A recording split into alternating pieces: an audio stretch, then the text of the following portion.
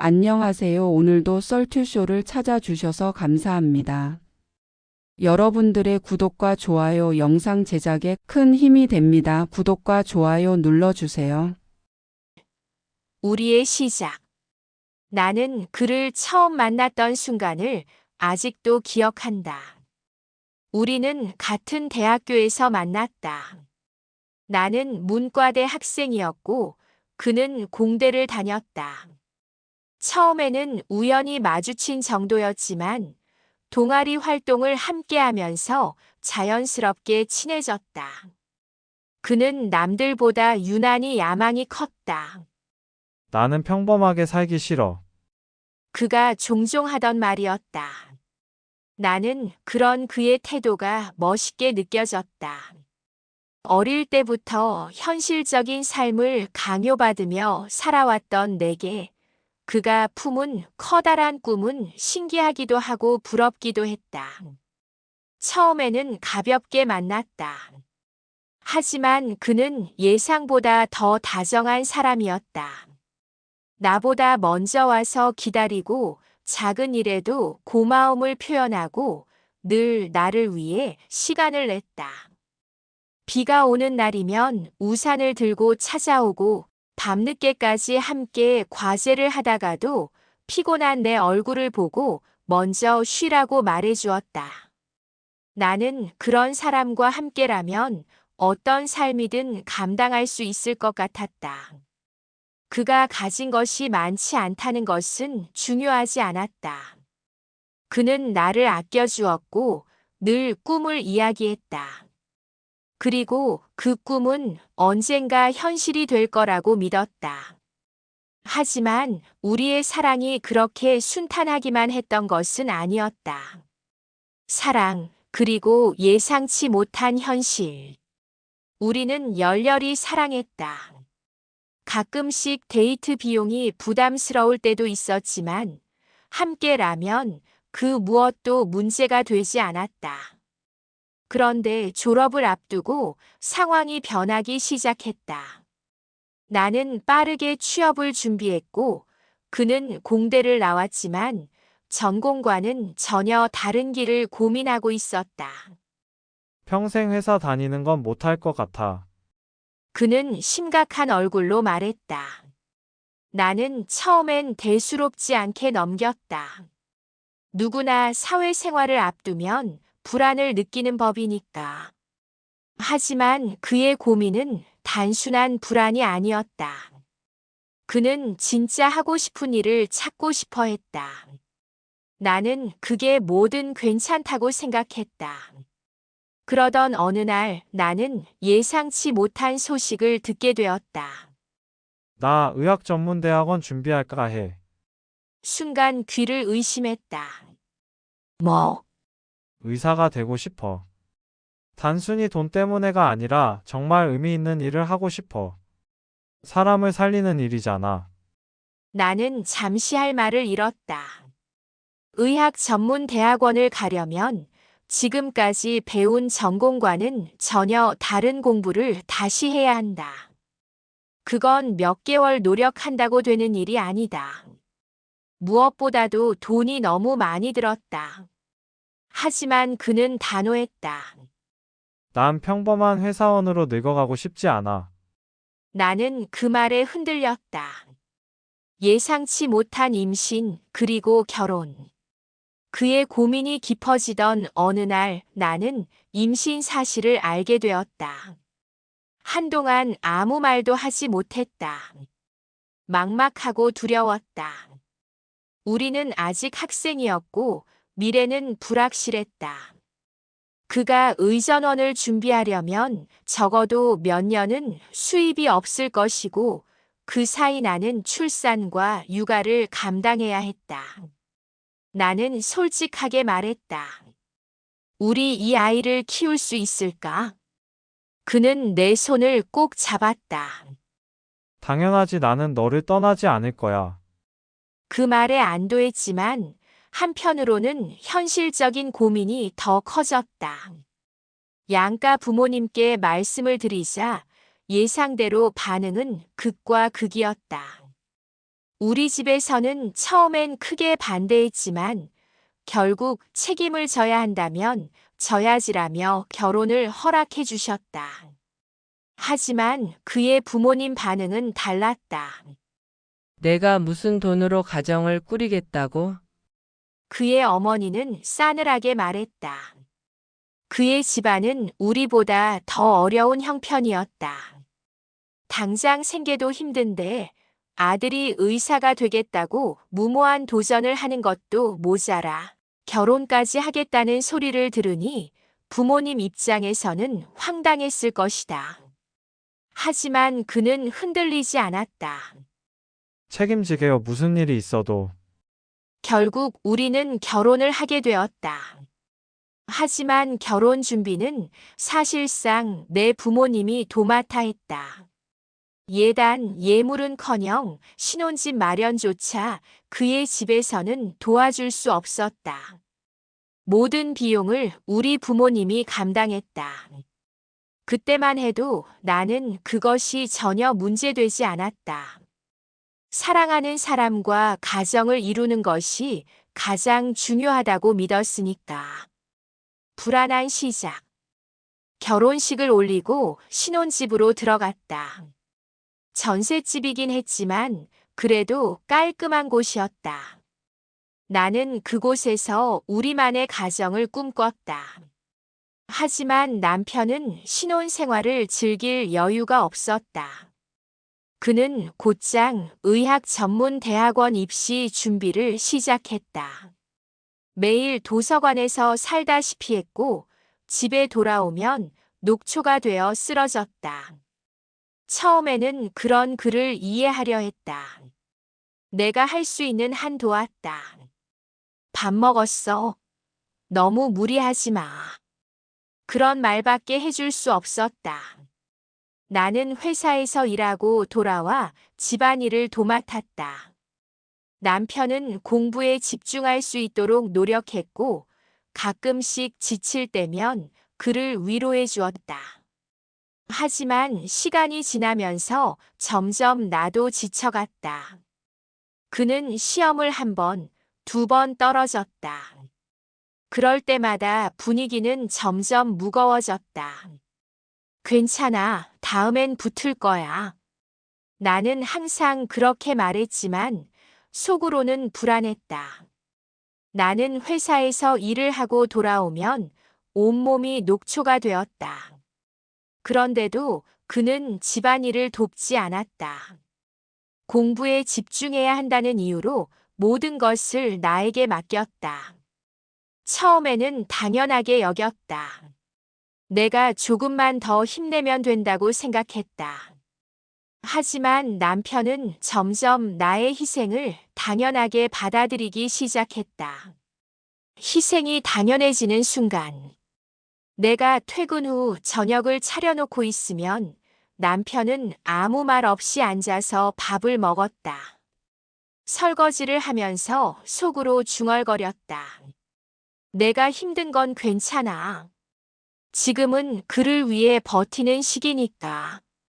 하지만 그는 내게 미안해하지 않았다. 처음에는 고마워라고 했던 말도 점점 줄어들었다. 어느 날 나는 너무 지쳐서 그에게 말했다. 나도 힘들어. 집안일 좀 도와줄 수 있어? 그는 피곤하다는 듯이 한숨을 쉬었다. 내가 지금 이럴 시간 없어. 내가 좀 이해해줘야지. 그 말을 듣는 순간 나는 깨달았다. 이 사람에게 나는 당연한 존재가 되어버렸구나. 그때부터 모든 것이 조금씩 균열이 가기 시작했다. 결혼을 하고 나서야 나는 현실을 직시하게 되었다. 사랑만으로는 결혼 생활을 유지할 수 없다는 것을. 나는 매일 아침 출근 준비를 하고 남편은 책상 앞에 앉아 문제집을 펼쳤다. 서로 다른 삶을 살고 있다는 걸 느끼면서도 나는 그를 위해 더 열심히 살아야 한다고 다짐했다. 내가 더 벌고 더 노력하면 그가 부담 없이 공부할 수 있을 거라고 믿었다. 그러나 그 믿음이 얼마나 허황된 것이었는지를 깨닫는 데는 그리 오랜 시간이 걸리지 않았다. 끝없는 기다림, 깊어지는 피로. 오늘 면접이 있었지. 어땠어? 남편은 문제집을 넘기던 손을 멈추고 나를 쳐다보았다. 그냥 뭐 별거 없었어. 그의 무심한 대답이 나를 더욱 지치게 했다. 나는 오랜 면접을 마치고 돌아와서 기진맥진한 상태였지만 그의 관심은 오직 자신의 시험뿐이었다. 나는 한숨을 내쉬고 가방을 내려놓았다. 그래도 밥은 먹었어. 그는 고개를 끄덕였다. 집에 있으면 먹지 뭐. 나는 씁쓸한 미소를 지었다. 집에 있으면 먹지 그게 다인가? 내가 퇴근하고 돌아와서 끼니를 챙겨줄 때까지 기다렸다는 말이었을까? 하루하루가 반복되면서 나는 점점 지쳐갔다. 회사를 다니면서 집안일까지 도맡아 해야 하는 상황이 점점 부담으로 다가왔다. 나는 더 이상 이것도 사랑이니까라는 이유로 버틸 수 없었다. 처가의 지원, 하지만 점점 무거워지는 마음. 내 부모님은 여전히 우리를 걱정하고 있었다. 남편이 몇 번의 시험에서 떨어졌을 때도 다음에는 꼭 될 거야라며 위로했다. 그러나 시간이 지날수록 부모님의 얼굴에서도 불안이 묻어났다. 아직도 준비하고 있니? 어머니가 조심스럽게 물었다. 나는 그 질문이 너무나도 아팠다. 응, 이번에는 붙을 거야. 나는 그렇게 대답하면서도 스스로에게 확신이 없었다. 남편이 노력하지 않는 것은 아니었지만 결과는 기대만큼 따라주지 않았다. 결국 부모님은 우리에게 경제적인 도움을 주기로 했다. 생활비 걱정 말고 내 남편이 공부에 집중할 수 있도록 도와줄게. 나는 처음에는 감격스러웠다. 하지만 그 감격은 곧 부담으로 변했다. 남편이 내 부모님의 지원을 받는 것이 너무나도 당연하다는 듯이 행동했기 때문이다. 이렇게까지 해야 해. 부모님의 도움으로 우리는 조금 더 숨을 돌릴 수 있었다. 하지만 남편은 점점 더 이기적으로 변해갔다. 이번엔 꼭 붙어야 해. 나는 그에게 기대어 말했다. 하지만 그는 나를 빤히 바라보더니 무심하게 대답했다. 나도 붙고 싶지. 근데 내가 그렇게 말한다고 내가 더 빨리 붙는 것도 아니잖아. 순간 가슴이 철렁 내려앉았다. 나는 그를 응원하고 싶었는데 그의 반응은 너무나도 차가웠다. 나는 이해하려고 애썼다. 그도 지쳐 있을 테니까. 하지만 시간이 흐를수록 남편이 내 마음을 당연하게 여긴다는 걸 깨달았다. 그는 내 부모님이 생활비를 지원해 주는 것에 대해 고마워하는 기색이 없었다. 마치 받을 만한 걸 받는 것처럼 여겼다. 어느 날 나는 조심스럽게 말했다. 당신도 부모님께 감사 인사 정도는 해야 하지 않아? 그는 심드렁한 표정으로 대답했다. 그럼 내가 전에 나 지금 바빠. 그 말을 듣는 순간 나는 이상한 기분이 들었다. 내가 왜 이걸 참아야 하지? 합가를 제안한 부모님. 부모님은 우리가 힘들어하는 걸 보고 결국 큰 결정을 내렸다. 같이 사는 게 어때? 생활비 부담도 덜고 우리가 아이도 돌봐줄 수 있어. 나는 고민했지만 솔직히 더는 버티기 어려웠다. 당신 괜찮아? 부모님이랑 같이 사는 거. 나는 조심스럽게 물었지만 남편은 별다른 반응을 보이지 않았다. 뭐, 그럼 편하긴 하겠지. 나도 공부에만 집중할 수 있고. 그는 단순하게 말했다. 나는 그의 말에서 고마움을 느낄 수 없었다. 그렇게 우리는 부모님과 함께 살게 되었다. 부모님은 정말 최선을 다해 도와주셨다.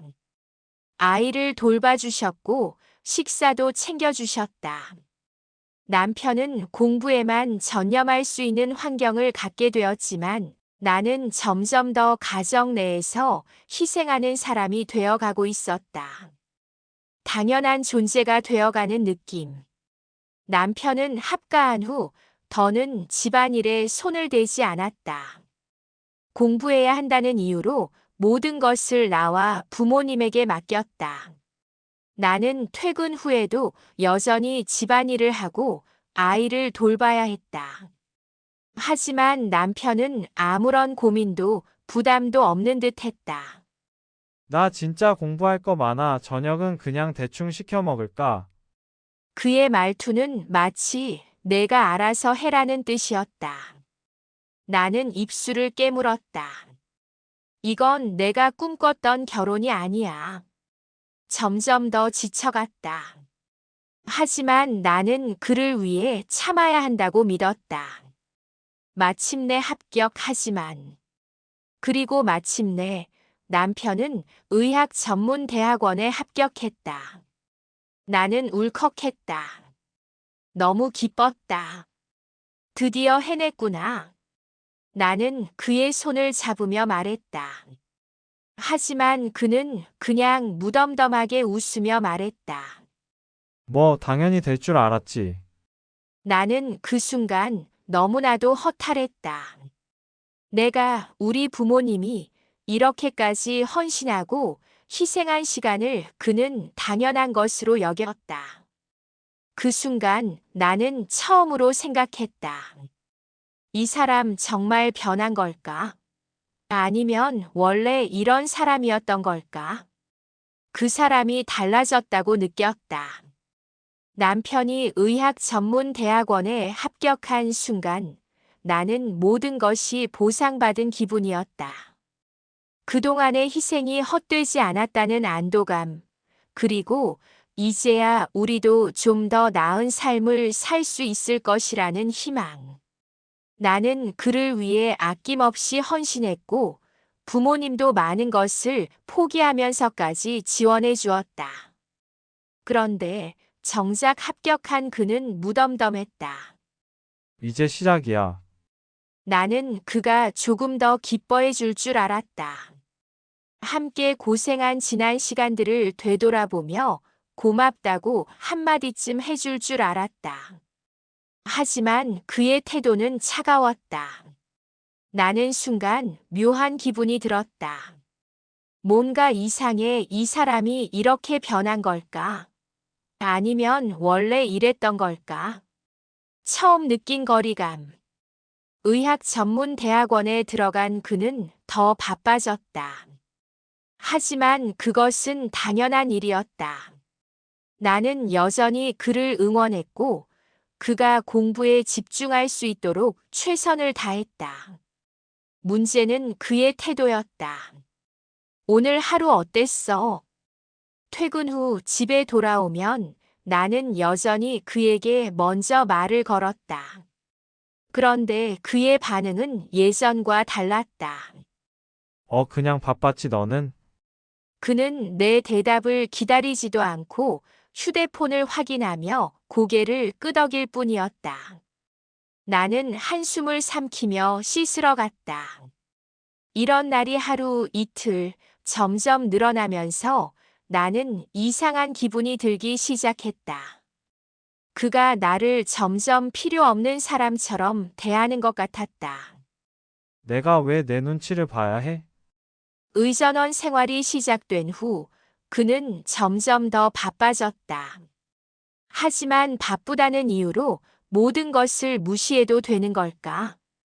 어느 날 퇴근 후 집에 돌아와 보니 식탁 위에 남겨진 배달 음식 상자가 나뒹굴고 있었다. 오빠, 나한테 연락이라도 하지 그랬어. 저녁 준비해 놓으려고 했는데 나는 상자를 정리하며 말했다. 예전이라면 미안, 깜빡했어라고 했을 텐데 그는 다르게 반응했다. 뭐, 내가 배고프면 시켜 먹을 수도 있지. 그걸 왜 내 허락 받아야 해? 그의 말투의 순간 가슴이 철렁 내려앉았다. 아니, 허락받으라는 게 아니라 그냥 나도 챙겨줄 수 있었으니까. 그는 피식 웃으며 말했다. 너무 유난 떠는 거 아니야? 나도 내 생활이 있는데 왜 내 눈치를 봐야 해? 그 말을 듣는 순간 나는 더 이상 아무 말도 할 수 없었다. 이게 정말 예전의 그 사람 맞아. 너랑 나랑 수준이 달라졌어. 시간이 지나면서 그의 태도는 점점 더 변했다. 어느 날 그는 친구들과 모임을 다녀왔다. 예전이라면 함께 갔겠지만 그는 어느 순간부터 나를 부르지 않았다. 오빠, 오늘 친구들이랑 뭐 했어? 그는 옷을 갈아입으며 무심히 대답했다. 그냥 뭐 의대 동기들 만났지. 나는 문득 그의 동기들과 내가 다른 세상 사람들처럼 느껴졌다. 나중에 한번 같이 보면 좋겠다. 그가 그 말을 듣고 피식 웃었다. 내가 거기서 무슨 얘기를 하겠어. 그 말이 가슴을 찔렀다. 그게 무슨 말이야? 그는 피곤하다는 듯 한숨을 쉬며 말했다. 솔직히 너랑 나랑 이제 수준이 달라졌잖아. 순간 숨이 멎는 것 같았다. 무슨 뜻이야? 내가 의사 되고 나면 내 주변 사람들도 다 달라질 거고 솔직히 내가 거기서 대화할 수 있겠어. 나는 그를 믿고 그의 꿈을 위해 모든 걸 희생했는데, 이제 와서 그는 나와 수준이 맞지 않는다고 말하고 있었다. 내 돈은 내 돈이고 내 돈도 내 돈이야. 그가 의전원을 졸업하고 병원에서 일하기 시작하면서 그는 더 변해갔다. 어느 날 생활비 이야기를 꺼냈을 때였다. 이제 내가 수입이 생겼으니까 생활비는 내가 맡아도 되지 않을까? 그는 한참 동안 내 말을 듣더니 냉소적인 웃음을 지었다. 그럼 내 돈은? 내가 지금 직장을 다니고 있는 것도 아니고 애 키우면서 집안일 하고 있잖아. 그는 한심하다는 듯 고개를 저었다. 내 돈은 내 돈이고 내 돈도 내 돈이야. 나는 순간 어이가 없었다. 그게 무슨 말이야? 내가 벌어온 돈이니까 내 거지 너한테 주는 것도 다 내 돈에서 나가는 거야. 그러니까 내가 돈 벌어오면 그때 이야기하자고. 그 말을 듣는 순간 나는 내가 존재 자체를 부정당한 것처럼 느껴졌다. 이 사람이 내가 사랑했던 그 사람이 맞는 걸까? 이제야 깨달은 것. 그의 태도는 날이 갈수록 더 심해졌다. 남편 돈 빼먹으면서 집에서 놀고 싶겠지? 그 말이 결정적이었다. 나는 여태까지 그를 위해 헌신해왔다. 내 부모님까지 희생하며 그를 도왔다. 그런데 이제 그는 나를 돈이나 빼먹는 여자로 취급하고 있었다. 나는 그날 밤 처음으로 진지하게 이 결혼을 다시 생각하기 시작했다. 변해버린 사랑, 변해버린 관계. 나는 처음부터 그의 꿈을 믿었다. 그의 성공을 함께 바라보며 살아왔다. 하지만 이제는 확신할 수 없었다. 그가 변한 걸까 아니면 애초에 이 사람이 이런 사람이었을까? 내가 사랑했던 사람은 어디로 갔을까? 나는 밤새 뒤척였다. 어쩌면 이제 정말 끝이 보이는지도 모르겠다고. 그러던 어느 날 그에게 이별을 통보받았다. 나는 결혼 생활이 점점 무너지고 있다는 것을 느끼고 있었다. 하지만 인정하고 싶지 않았다. 남편이 바쁜 것은 당연하다고 생각했다. 의사가 된 이상 그의 업무가 고될 것은 예상했던 일이었다. 하지만 바쁘다는 이유로 나를 대하는 태도까지 변해야 하는 걸까? 그가 의전원을 졸업하고 병원에 취직한 이후 우리는 같은 집에 살고 있음에도 불구하고 점점 더 멀어지고 있었다. 그가 집에 들어오는 시간은 점점 늦어졌고 집에 있을 때조차 내게 관심을 두지 않았다. 나는 점점 그의 눈치를 보며 살아가고 있었다. 그리고 어느 날 그는 더 이상 눈치를 볼 필요도 없다는 듯 내게 마지막 말을 꺼냈다. 우리 이제 그만하자. 그날도 남편은 늦게 들어왔다. 새벽 1시가 넘은 시간 나는 여느 때처럼 깨어 있었다. 언제 들어올지 모르는 그를 기다리는 것이 이제는 습관이 되어버렸다. 현관문이 열리는 소리를 듣고 거실로 나갔다. 그가 들어왔다. 손에는 작은 종이봉투가 들려 있었다. 뭐야? 또 술 마셨어? 나는 피곤한 얼굴로 물었다. 그는 가볍게 웃었다. 응, 병원 사람들하고 한잔했어. 요즘 그는 유독 술자리가 잦았다. 회식이라며 늦는 일이 많아졌고 가끔은 연락조차 없이 밤을 새우기도 했다. 나는 지친 목소리로 말했다. 너 요즘 너무 늦게 다녀. 애도 보고 싶지 않아. 그는 지그시 나를 바라보더니 거실 소파에 털썩 주저앉았다. 그리고 담담한 목소리로 말했다. 우리 이제 그만하자. 순간 시간이 멈춘 것 같았다. 뭐? 나는 그의 말을 이해하지 못했다. 아니, 이해하고 싶지 않았다. 우리 이제 같이 살 필요 없는 것 같아 이혼하자고. 나는 숨이 턱 막혀왔다. 지금 장난하는 거지? 그는 고개를 저었다. 장난 아니야. 진지하게 생각한 거야. 나는 그를 뚫어지게 바라봤다. 왜? 도대체 왜 이혼하자는 거야? 그는 한숨을 내쉬었다. 마치 이 질문조차 귀찮다는 듯이. 너랑 나랑 이제 맞지 않잖아. 솔직히 나는 더 이상 내가 필요 없다고 생각해. 그 순간 머릿속이 새하얘졌다. 필요 없다는 말이 이토록 잔인할 줄이야. 내가 감당할 수 없는 삶이야.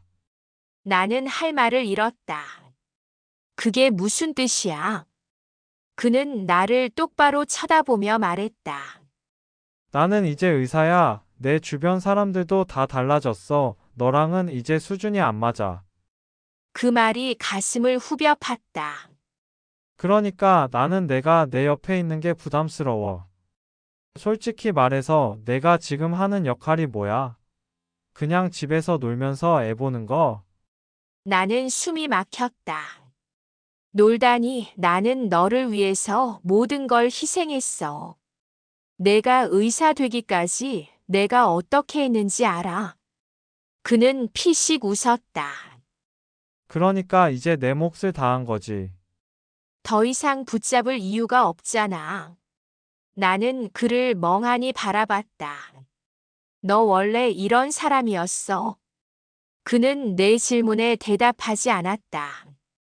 나는 손을 꽉 쥐었다. 내가 지금 하는 말이 뭔 줄은 알아. 우리 부모님이 너한테 얼마나 해줬는데. 넌 그걸 이렇게 내팽개치는 거야. 그는 아무렇지 않게 대답했다.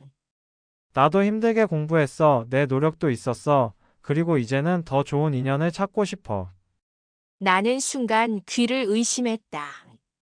더 좋은 인연. 그래. 솔직히 말해서 나랑 비슷한 수준의 사람과 다시 시작하고 싶어. 나는 차갑게 웃으며 그를 바라봤다. 그래서 나한테 이혼을 요구하는 거야.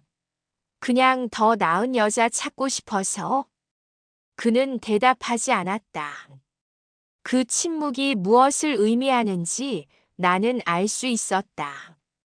나는 그를 믿고 모든 것을 희생했다. 내 인생을 걸고 그를 위해 살았다. 하지만 그는 내가 더 이상 필요 없어졌다는 이유로 나를 버리려 하고 있었다. 이게 인간이 할 짓인가? 이혼 소송의 시작.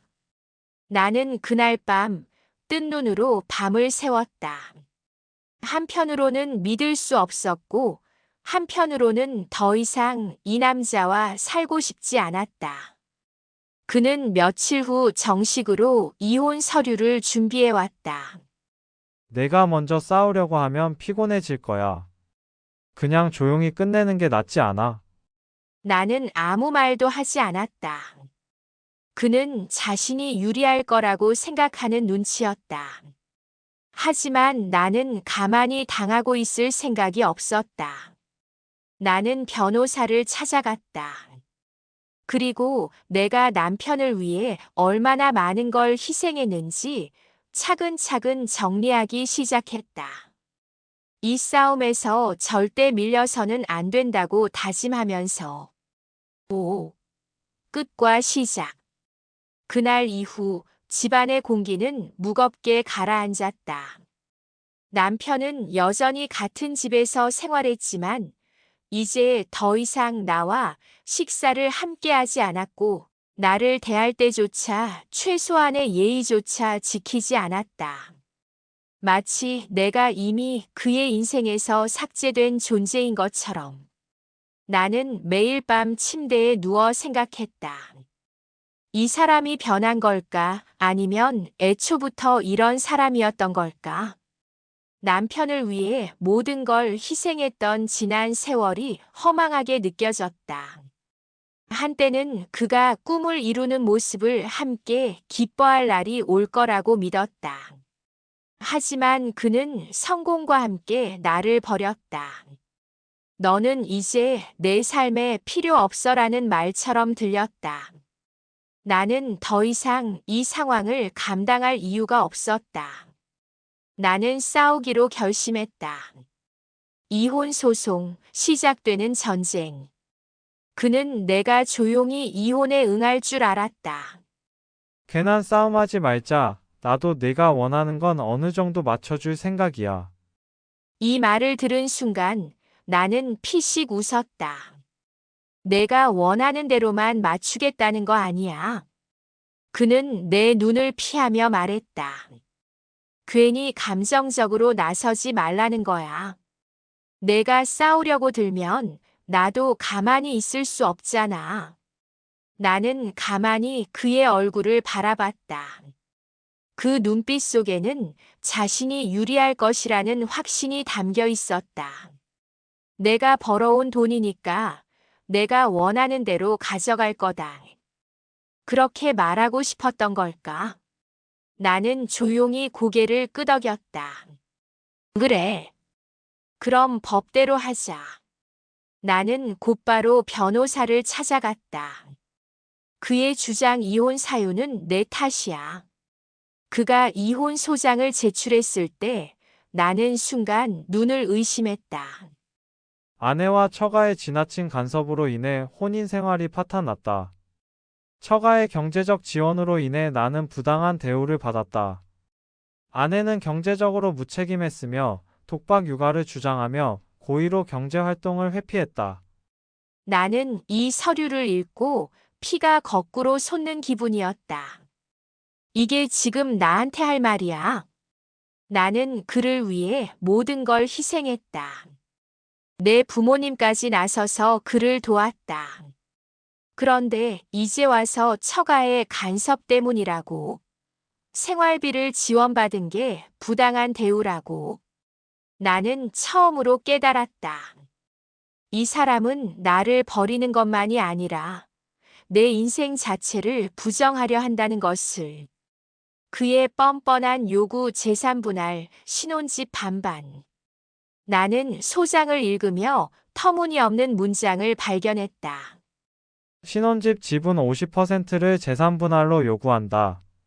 나는 기가 막혀 웃음이 나왔다. 그 집은 처음부터 내 부모님이 전액 지원한 곳이었다. 그의 집에서는 단 한 푼도 보태지 못했다. 하지만 그는 뻔뻔하게 반을 가져가겠다고 요구하고 있었다. 나는 차분하게 변호사에게 말했다.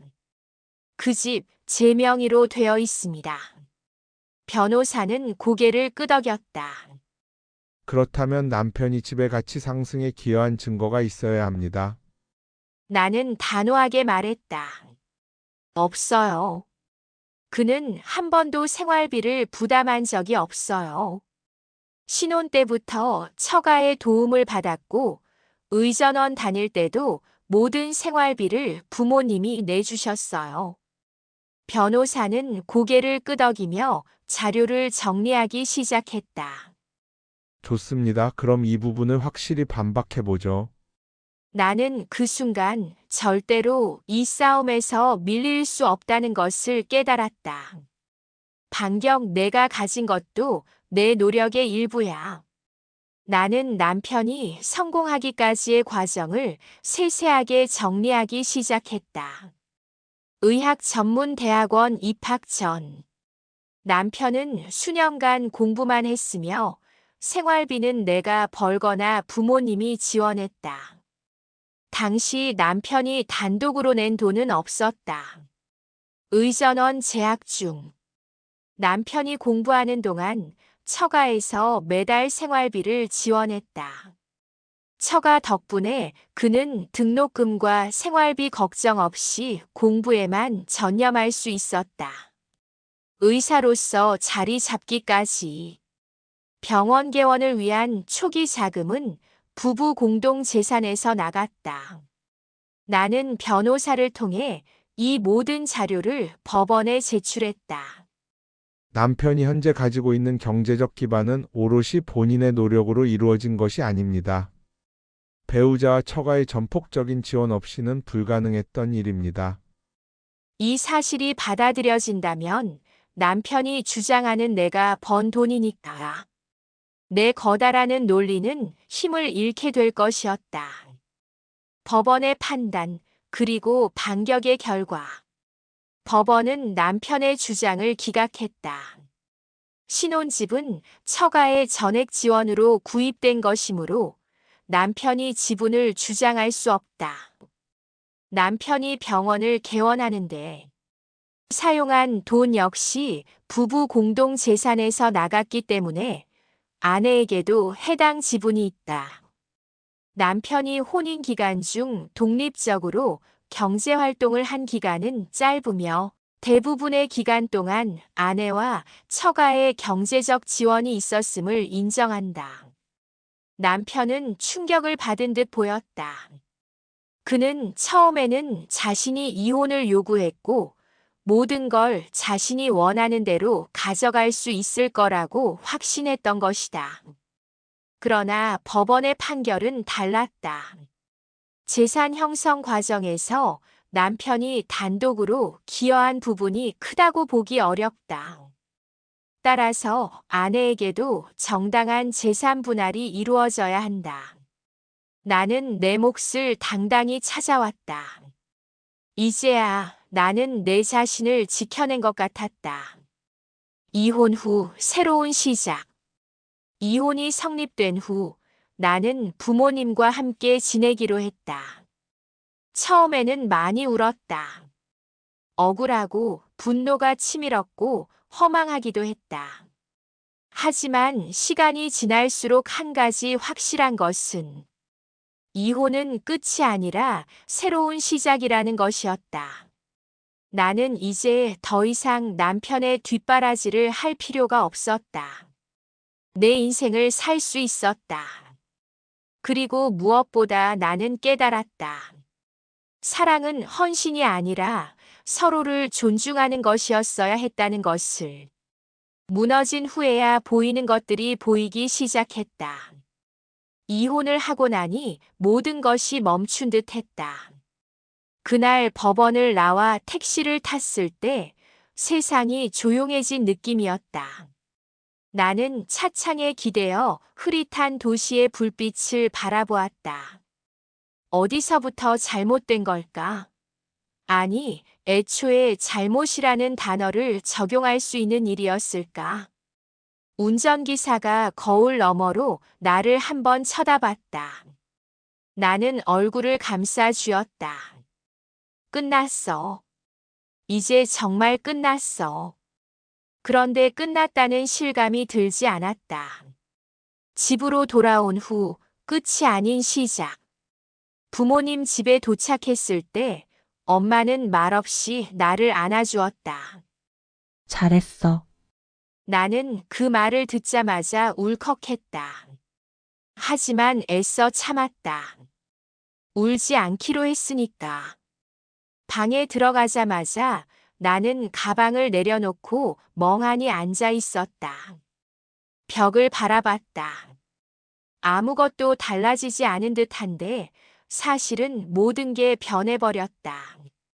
더 이상 그 사람이 없는 공간. 더 이상 누군가를 위해 희생할 필요 없는 시간. 그런데도 나는 허무했다. 내가 이렇게까지 바라고 원했던 것이었는데 왜 이렇게 무력한 기분이 들까? 현실적인 문제, 돈과 아이. 이혼을 했다고 모든 문제가 해결되는 것은 아니었다. 이제 어떻게 먹고 살아야 하지? 이혼 소송에서 유리한 재산 분할을 받았지만 그 돈만으로는 평생을 살아갈 수 없었다. 무엇보다도 아이를 책임져야 했다.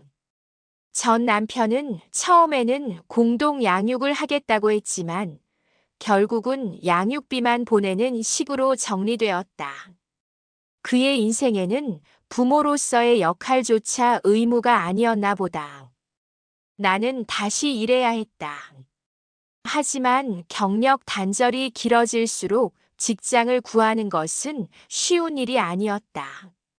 나는 핸드폰을 켜서 채용 공고를 훑어보았다. 하지만 공고를 볼 때마다 한숨이 나왔다. 이제 와서 내가 뭘 할 수 있을까? 이혼 후 사회적 시선, 그리고 타인의 말들. 이혼했다는 사실이 주변에 알려지자 사람들의 반응은 극명하게 갈렸다. 걱정하는 척하면서 상처 주는 사람들. 애도 있는데 참고 살지 그랬어. 내가 좀 더 이해해줬으면 됐던 거 아니야. 남편이 의사였잖아. 그냥 편하게 살면 안 됐어. 연민 섞인 시선.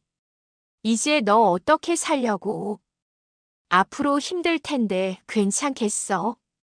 진심으로 응원해주는 사람들. 너 진짜 잘한 거야. 후회하지 마. 지금은 힘들겠지만 이제야 내 삶을 찾은 거야. 가장 상처가 됐던 말은 그냥 참고 살지 그랬어. 였다. 참고 살았으면 어땠을까? 그럼 나는 행복했을까? 아니. 나는 죽을 때까지 나는 그냥 남편의 부속품이라는 느낌으로 살아갔을 것이다. 그 사실을 깨닫자 비로소 확신이 생겼다. 이혼은 내게 새로운 기회였다. 새로운 길을 찾는 과정. 나는 집에서 며칠을 멍하니 지냈다. 엄마는 아무 말도 하지 않았다. 그러던 어느 날 엄마가 조용히 물었다. 이제 뭐 할 거야? 나는 대답하지 못했다. 엄마는 내 손을 살며시 잡고 말했다. 이제라도 너를 위해 살아야 해. 나는 천천히 고개를 끄덕였다. 하지만 문제는 어디서부터 시작해야 하는지 몰랐다는 것이다. 내가 할 수 있는 일은 무엇일까? 나는 다시 온라인 강의를 찾아보기 시작했다. 그리고 과거에 내가 하고 싶었던 것들을 떠올렸다. 그때는 시간이 없어서 못했지. 나는 몇 개의 수업을 신청하고 새 노트를 폈다. 오랜만에 펜을 잡으니 손끝이 떨렸다. 이제 나는 다시 처음부터 시작해야 했다. 하지만 상관없었다. 이제라도 내 삶을 되찾고 싶었으니까. 첫 도전, 그리고 다시 배우는 삶. 나는 이를 찾기로 결심했다. 처음에는 작은 일부터 시작했다. 단기 아르바이트, 온라인 작업, 그리고 틈틈이 공부하면서 할 수 있는 일들을 찾아 나갔다. 너 요즘 뭐 해? 오랜만에 만난 친구가 물었다. 나는 웃으며 대답했다. 새로운 일 배우는 중이야. 그 친구는 놀란 듯 말했다. 진짜 대단하다. 나 같으면 겁나서 못했을 거야. 나는 대수롭지 않게 웃었지만 사실 나는 매 순간이 두려웠다. 하지만 멈출 수 없었다. 이제 나는 누구의 아내도 아니고 누구의 뒷바라지를 할 필요도 없었다. 이제 나는 오롯이 나 자신으로 살아야 했다.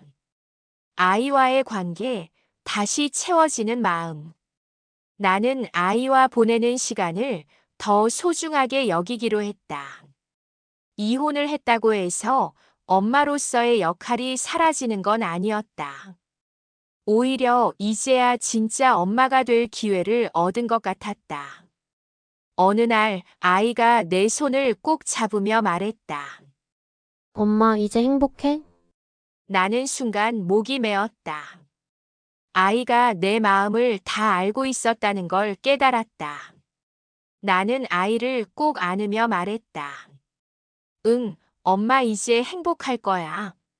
나는 이제라도 내 아이에게 희생하는 엄마가 아니라 행복한 엄마가 되기로 했다. 희생이 아니라 성장으로. 나는 남편을 위해 모든 걸 희생했지만 결국 그는 나를 필요 없어 했다. 하지만 이제는 괜찮다. 나는 더 이상 남을 위해 희생하는 사람이 아니라 나를 위해 성장하는 사람이 될 것이다. 이제 나는 내 인생을 다시 찾기로 했다. 나는 노트를 펴고 오늘 해야 할 일을 적었다. 그리고 작은 목표를 정했다.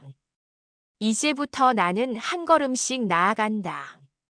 다시 찾은 나의 길은 생각보다 가까이에 있었다. 이혼 후의 삶은 생각했던 것보다 훨씬 더 고요했다. 사람들은 흔히 이혼을 하면 엄청난 자유가 찾아올 거라고 말하지만 현실은 정반대였다. 나는 처음 몇 주 동안 아무것도 하지 못하고 방 안에서 시간을 흘려보냈다. 마치 삶이 정지된 것처럼. 하지만 이대로 있을 수는 없었다. 나는 아이를 키워야 했고 내 삶을 다시 일으켜야 했다. 더 이상 남편이라는 존재가 나의 삶을 좌우할 수 없다는 것을 증명해야 했다. 나는 다시 일어서기로 했다. 일을 찾는 과정, 그리고 좌절. 첫 번째 목표는 경제적인 독립이었다.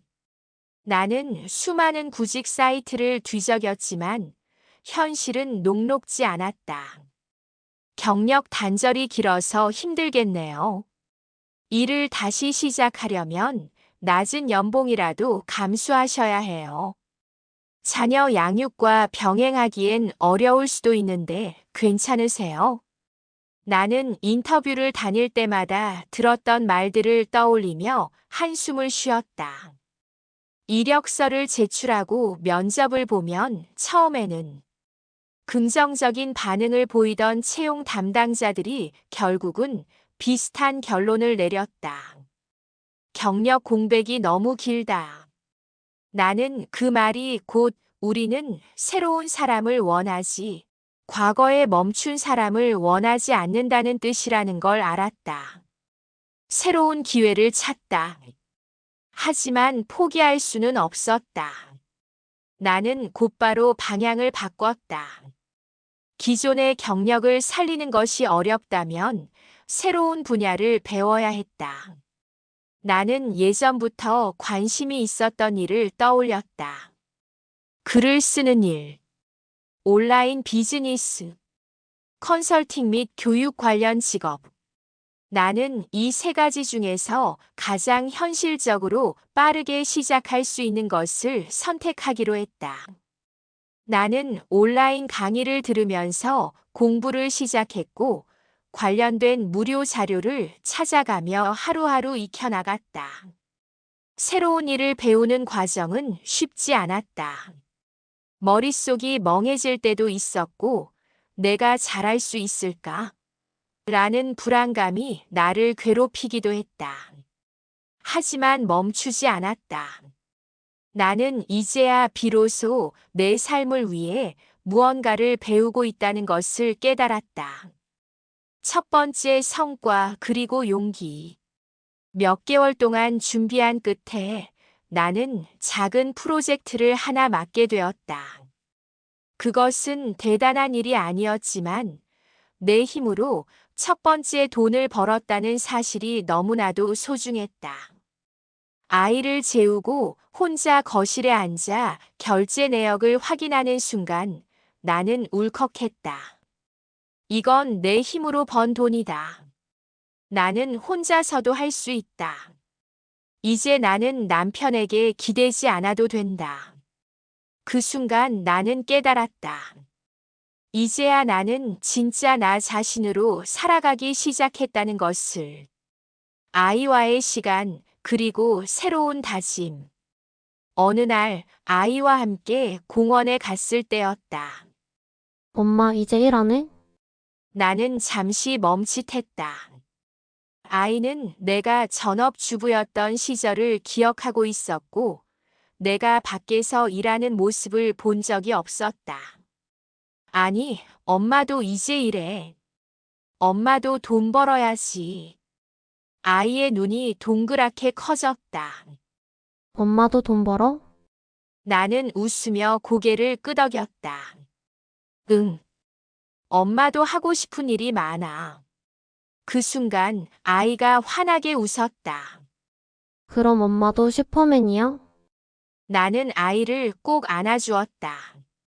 그래. 엄마도 슈퍼맨이야. 나는 이제 더 이상 누군가의 아내로 살아가는 사람이 아니었다. 나는 내 자신을 지키기 위해, 그리고 아이를 위해 살아가는 사람이었다.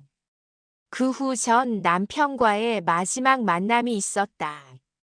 이혼 후 몇 개월이 지난 어느 날, 전 남편이 아이를 보기 위해 집 앞에 찾아왔다. 그는 한동안 나를 바라보다가 조용히 말했다. 너 많이 변했네. 나는 그 말에 피식 웃었다. 응. 이제야 내 삶을 찾았거든. 그는 나를 한 번 더 보더니 고개를 끄덕였다. 잘 지내라. 그 한마디를 남긴 채 그는 돌아섰다. 나는 더 이상 그의 말 한마디에 흔들리지 않았다. 그가 떠난 후 나는 문을 닫고 창밖을 바라보았다. 그때 문득 이런 생각이 들었다. 이 사람을 위해 살았던 시간은 이제 끝났다. 그날 밤 나는 거울 앞에 섰다. 예전보다 얼굴이 편안해 보였다. 나는 긴 머리를 가볍게 정리한 뒤 스스로에게 물었다. 이제 내가 원하는 건 뭐야? 나는 곰곰이 생각한 끝에 노트를 폈다. 그리고 그 위에 한 줄을 적었다. 이제부터는 나를 위해 살겠다. 나는 더 이상 남의 그림자 속에서 살지 않기로 했다. 나는 새로운 길을 찾았다. 나는 내 힘으로 살아갈 것이다. 나는 아이와 함께 더 행복해질 것이다. 나는 작은 미소를 지으며 불을 끄고 침대에 누웠다. 이제부터 진짜 내 인생이 시작된다. 혹시 지금 누군가의 아내, 누군가의 엄마, 누군가의 딸로만 살아가며 자신을 잃어버린 사람이 있다면 꼭 기억하세요. 당신의 인생은 당신의 것입니다. 당신도 행복할 권리가 있습니다. 그리고 무엇보다도 나 자신을 위해 살아갈 용기를 가지세요. 오늘을 살아가는 모든 분들의 새로운 시작을 진심으로 응원합니다. 그리고 당신의 삶이 이제부터는 당신의 것이 되기를 바랍니다. 당신을 응원합니다. 재미있게 들으셨다면 구독과 좋아요 꼭 눌러주세요.